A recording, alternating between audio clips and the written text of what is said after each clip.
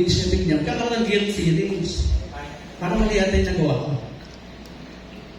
Okay, so you need to recognize that. Ano mati-develop?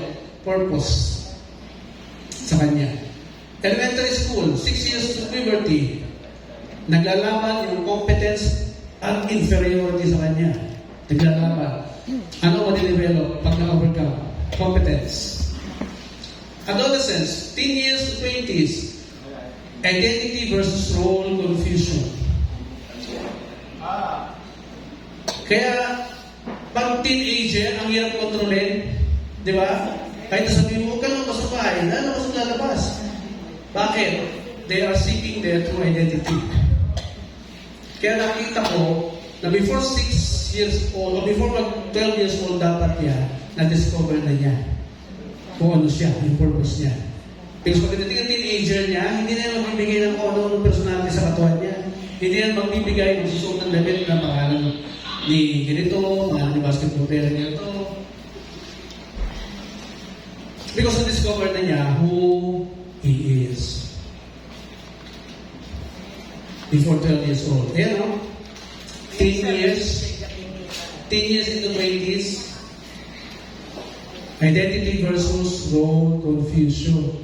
Kaya pag hindi niya na-develop sa kanya, tumuntong ng 12 years old hanggang 20, makikibarkada yan. Bakit? Yung identity niya, he was trying to search for it. Hindi natulungan ng parents na ma-discover.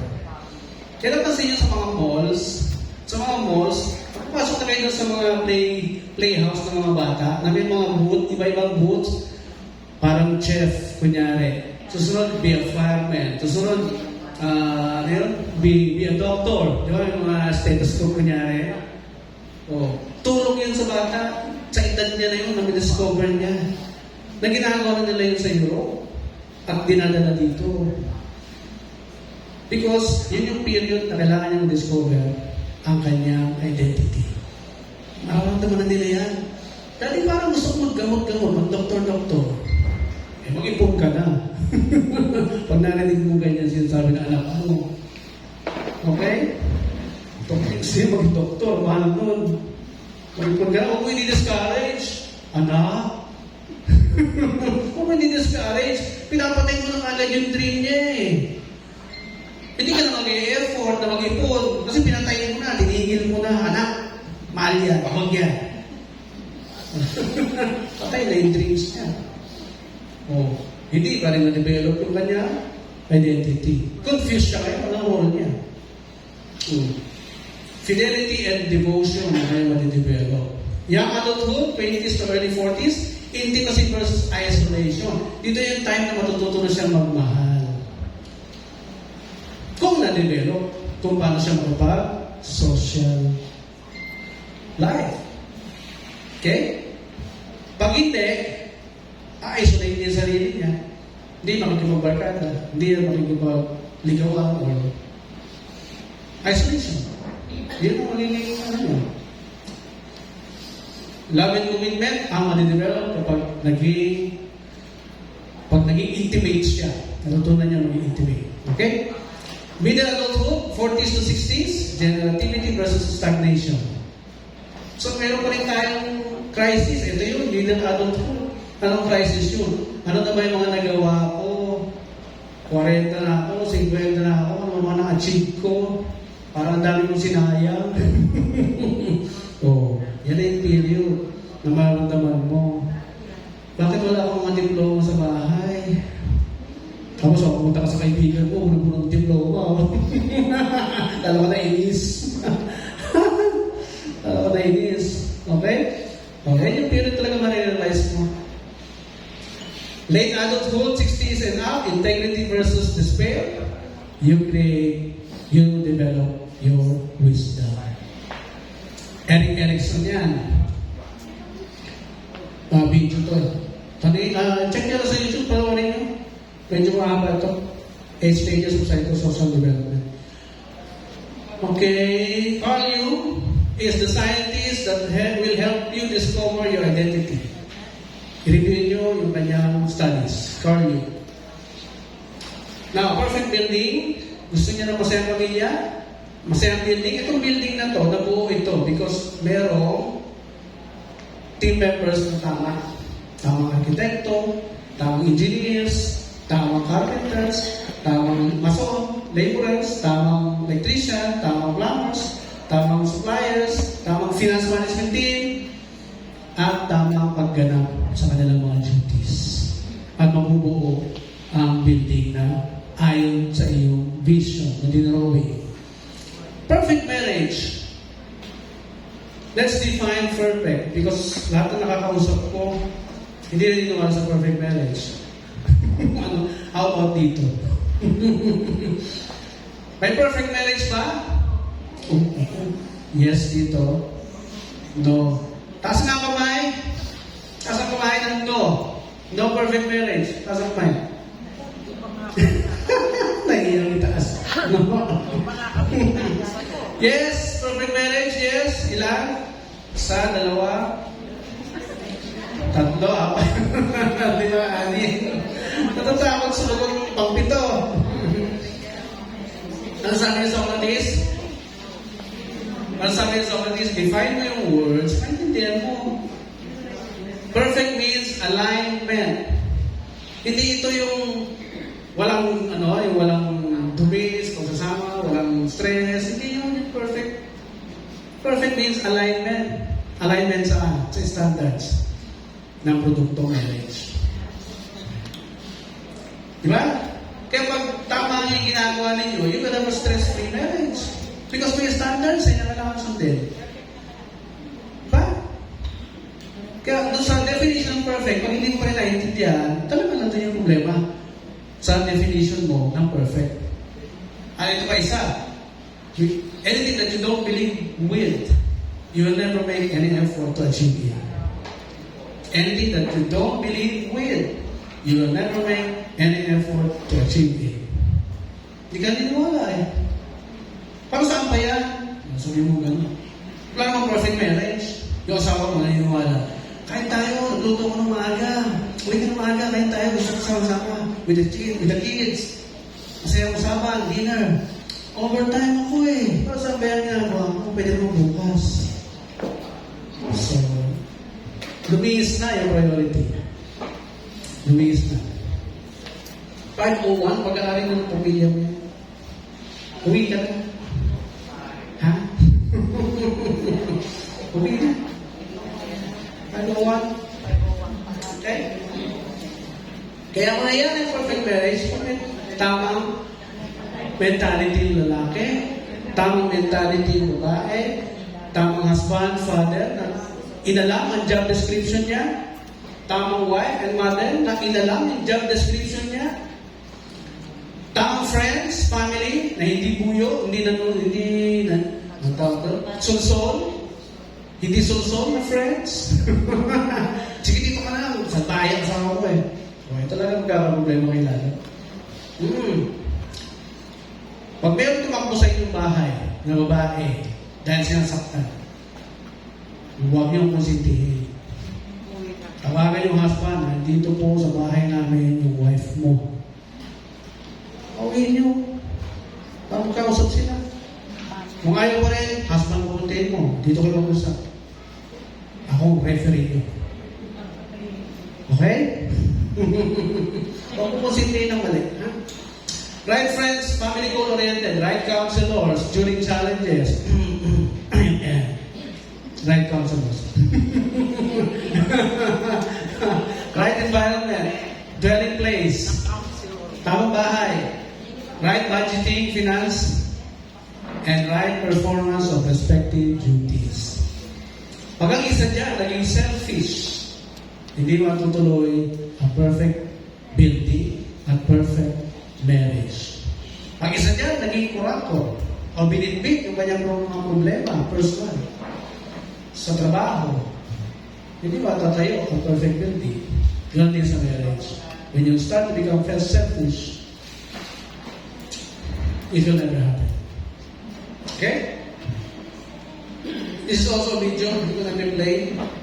Any feedback, questions, violent reactions? Stand for truth? Any question? Lahat ba ng worries, confusions, nasagot lahat? Nasagot? Okay. Happy life, happy marriage, happy family is our priority. Yan ang priority namin eh. Laging family. Over anything. It's our priority. Kaya it should be your priority also. Sino pinakamasayang human being sa picture? Sino? Yung mami. Nakapag-unaan pa sa paghawak sa dolphin. Happy wife. Happy life. Ganyan lagi yung smile ng isang babae sa piling na isang lalaki. Kaya kung maghahanap kayo ng model family, kami yun.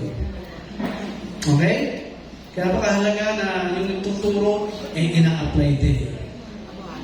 Okay? So, yung aking book, dahil sa dami ng problema mga Pilipino, ito na, itong paliwanag, qualified ka ba kapag iwalay o hindi? Kung hindi ka qualified, then preserve it. Kung wala nang chance i-preserve, meron din dyan mga solutions ako in-offer. My next book, Tamang Guide sa Tamang Pagpapamilya. I believe in one thing, that only a life lived for others is a life worth living. Ang buhay na inaalay sa iba ay ang buhay na worth living. Okay? Diba? Saya kung nakakatulong ka. Saya na feeling. Now, Harvard study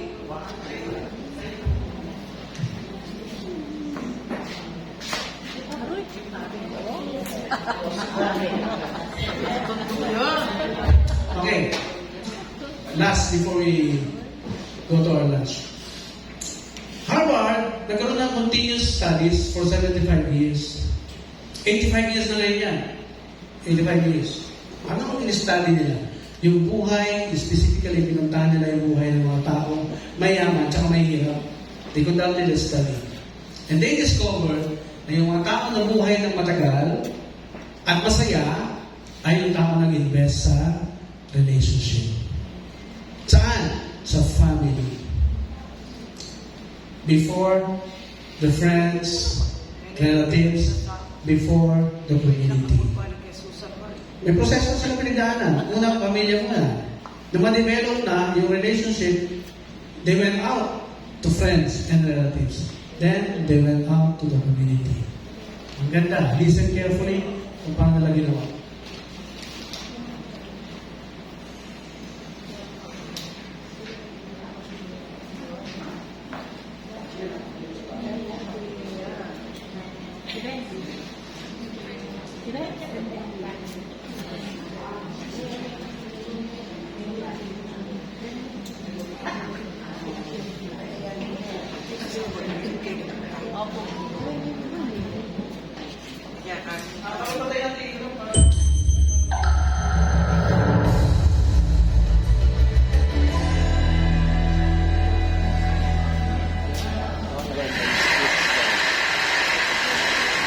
What keeps us healthy and happy as we go through life?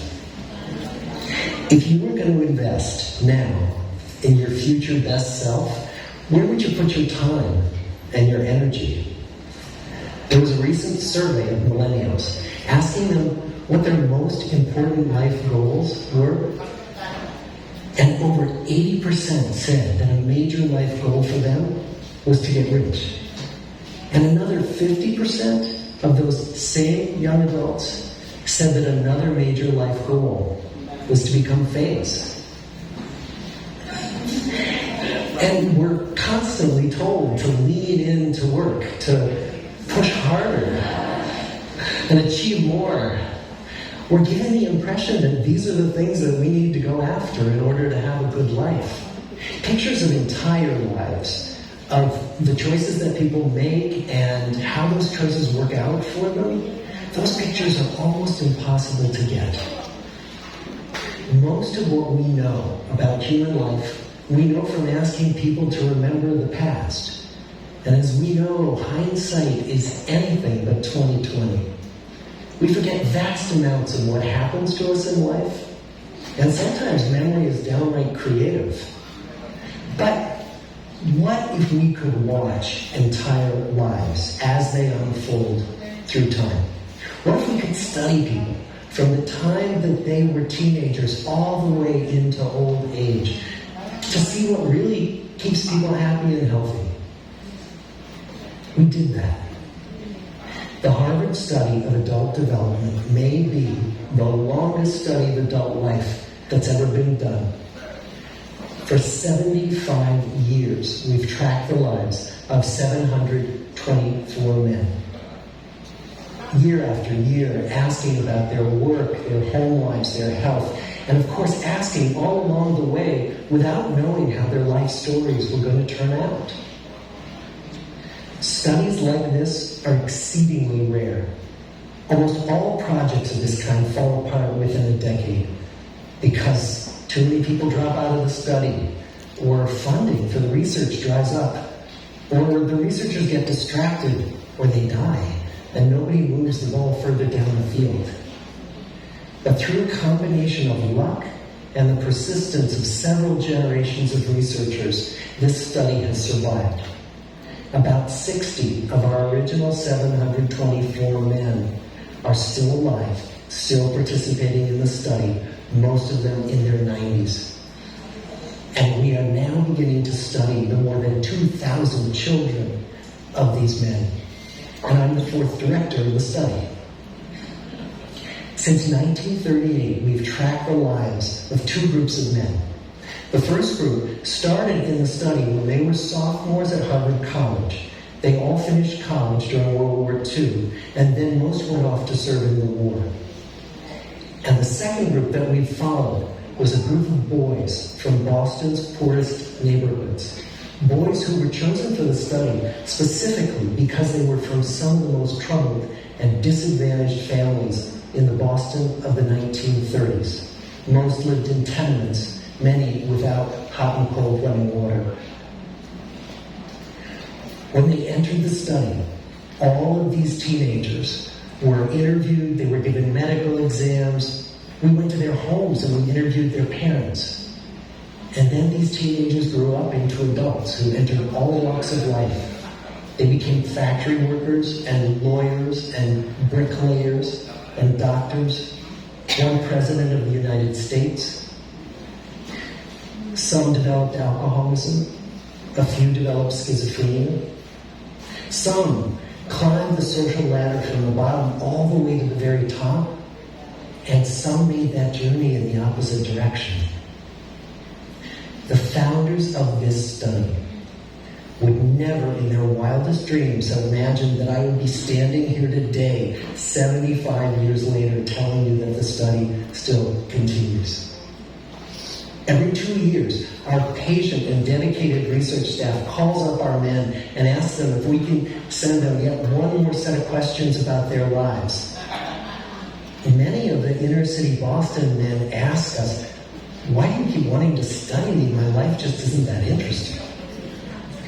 The Harvard men never asked that question.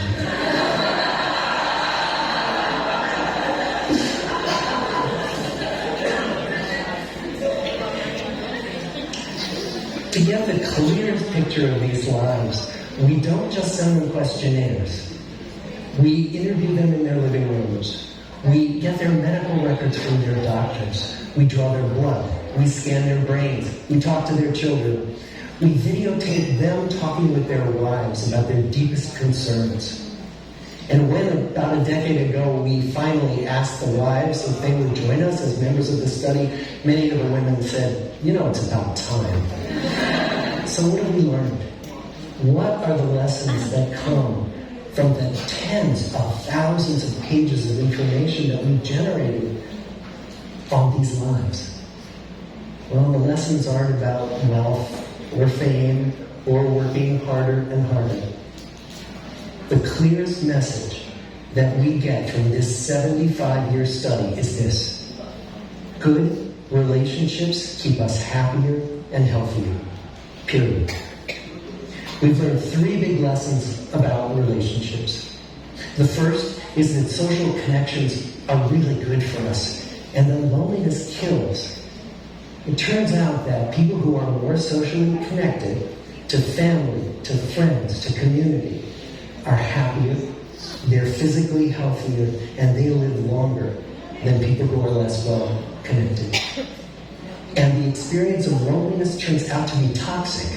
People who are more isolated than they want to be from others find that they are less happy, their health declines earlier in midlife, their brain functioning declines sooner, and they live shorter lives than people who are not lonely. And the sad fact is that at any given time, more than 1 in 5 Americans will report that they're lonely. And we know that you can be lonely in a crowd and you can be lonely in a marriage. So the second big lesson that we learned is that it's not just the number of friends you have, and it's not whether or not you're in a committed relationship, but it's the quality of your close relationships that matters. It turns out that living in the midst of conflict is really bad for our health. High conflict marriages, for example, without much affection, turn out to be very bad for our health, perhaps worse than getting divorced. And living in the midst of good, warm relationships is protective. Once we had followed our men all the way into their 80s, we wanted to look back at them at midlife and to see if we could predict who was going to grow into a happy, healthy octogenarian and who wasn't.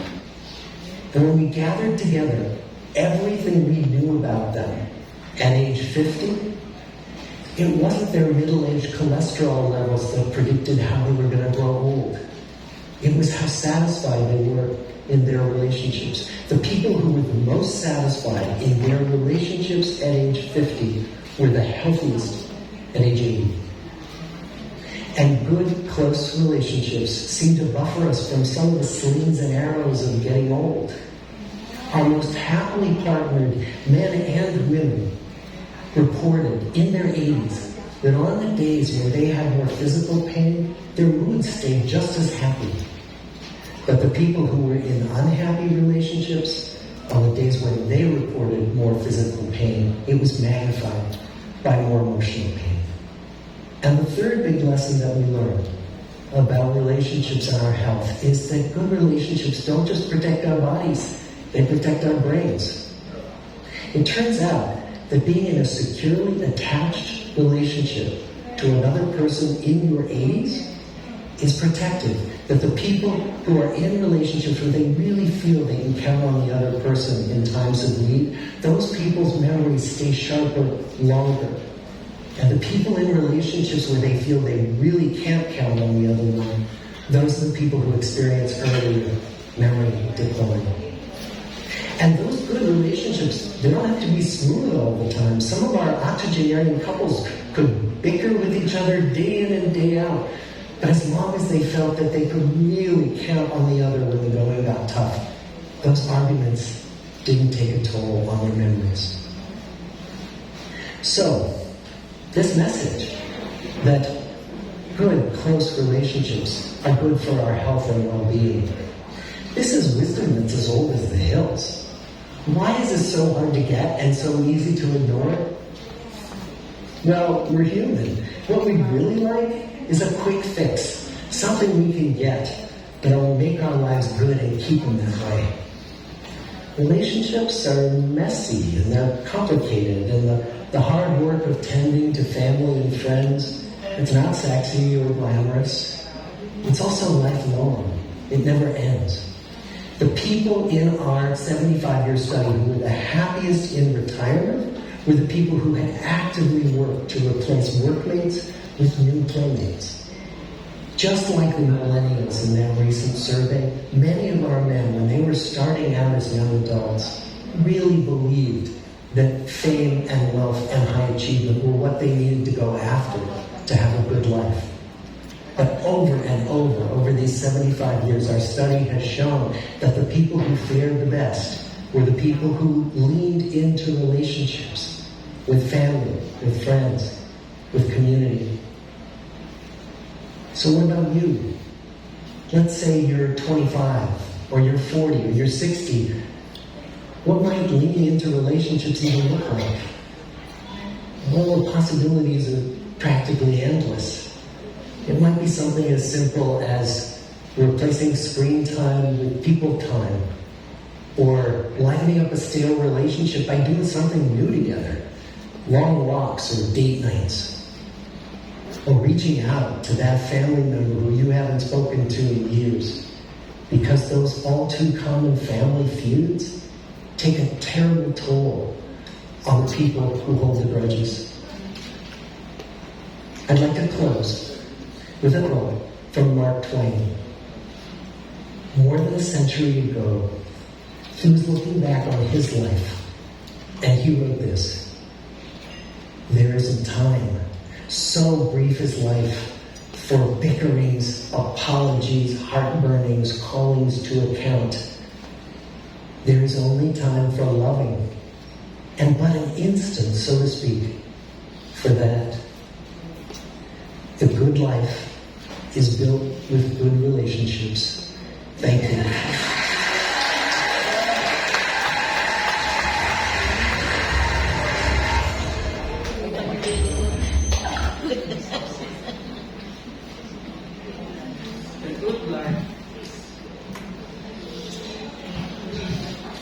The good life is built in from great relationships. Ganda, di ba? Yeah. Pwede nyo panoorin sa YouTube yan. Ano yun? Ulitin nyo lang. It's an 85 years study up to now. Continuously. Sikreto, ang mawang buhay, ang masayang buhay, ay investment sa family members. Okay? Ano yung title na yun? Identify, tsaka send sa akin. So, nakaready na ba yung lunch natin? Nakaready na? Ready na? In closing,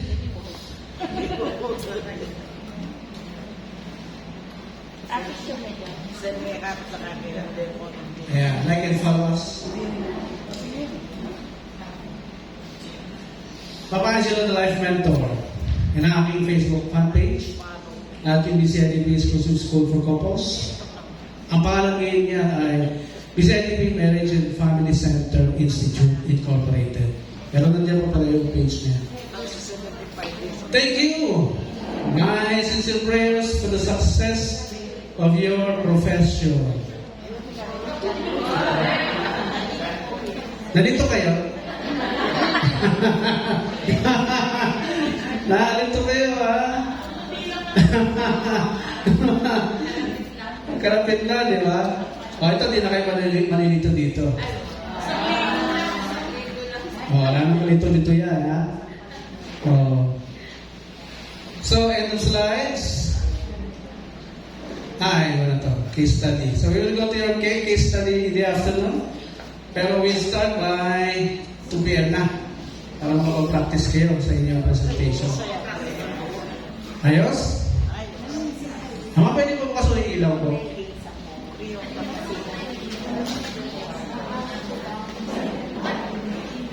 So, thank you for your participation and your active listening. Salamat sa inyong time. Salamat po. Bakit pinipigilan niyo kung wala ka? Ang pigilan niya. Ilabas. Okay, thank you.